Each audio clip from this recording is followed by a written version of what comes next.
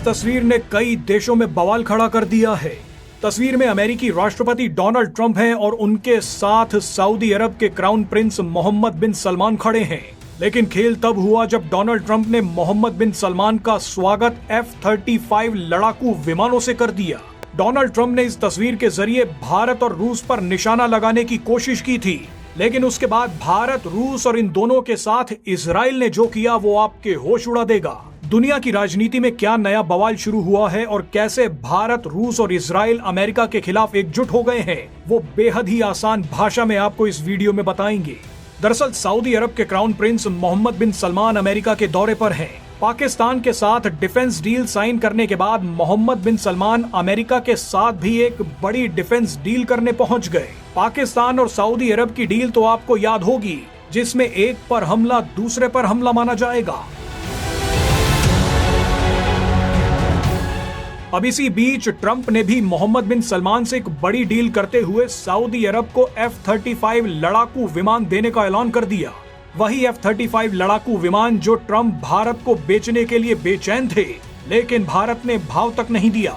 ऐसे में भारत पर दबाव डालने के लिए डोनाल्ड ट्रंप ने सऊदी अरब को ही F-35 देने का फैसला कर लिया।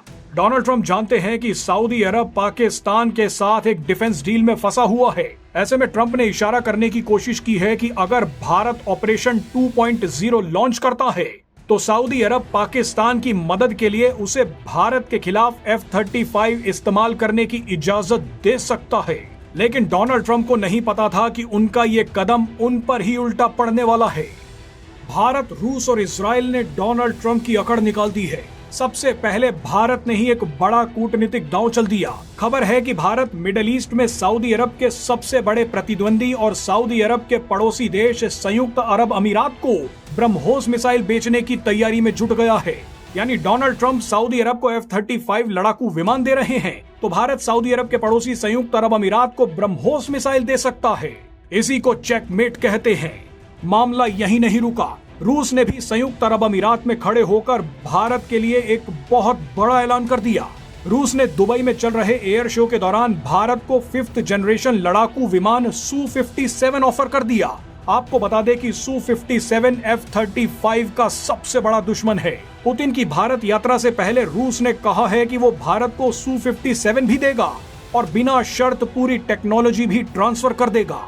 ये ऑफर देते ही पुतिन ने भारत के विदेश मंत्री एस जयशंकर से मुलाकात की और उसी समय पुतिन के सबसे करीबी व्यक्ति निकोलाई पेट्रोशोव पीएम मोदी से मिलने पहुंच गए। बहरहाल सऊदी और अमेरिका पर आखिरी हमला इजराइल ने कर दिया। इजराइल की सेना ने एक बड़ा बयान देते हुए कहा है कि हम अमेरिका और सऊदी अरब के बीच फाइटर जेट डील से नाराज हैं। इजराइल ने कहा है कि इस डील से हमारी हवाई बढ़त को नुकसान पहुंच सकता है। इजराइल ने यह भी कहा कि अमेरिका के इस कदम से मिडिल ईस्ट में तनाव पैदा हो सकता है, इसीलिए हम इस डील के पक्ष में नहीं हैं। यानी एक ही समय पर भारत, रूस और इजराइल तीनों अमेरिका पर टूट पड़े हैं। लेकिन असली टेंशन तो सऊदी अरब को हो गई है। सऊदी अरब अच्छी तरह से जानता है कि हमने अमेरिका के साथ भले ही डील कर ली है, लेकिन अमेरिका पर आंख बंद करके विश्वास नहीं किया जा सकता। अमेरिका अपने फायदे के लिए पलट भी सकता है, क्योंकि कुछ समय पहले अमेरिका कतर के लिए भी पलट गया था। इजराइल ने इतिहास में पहली बार कतर की राजधानी दोहा पर हवाई हमला कर दिया, वो भी उस कतर पर जिसके अमेरिका के साथ काफी मजबूत रिश्ते हैं। कतर में तो अमेरिका का मिलिट्री बेस भी है।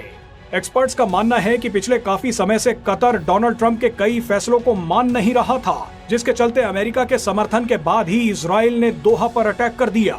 ऐसे में इस बात की भी पूरी संभावना है कि अगर आगे चलकर सऊदी अरब अमेरिका की बात नहीं मानता तो अमेरिका सऊदी अरब के खिलाफ भी इजराइल का इस्तेमाल कर ले।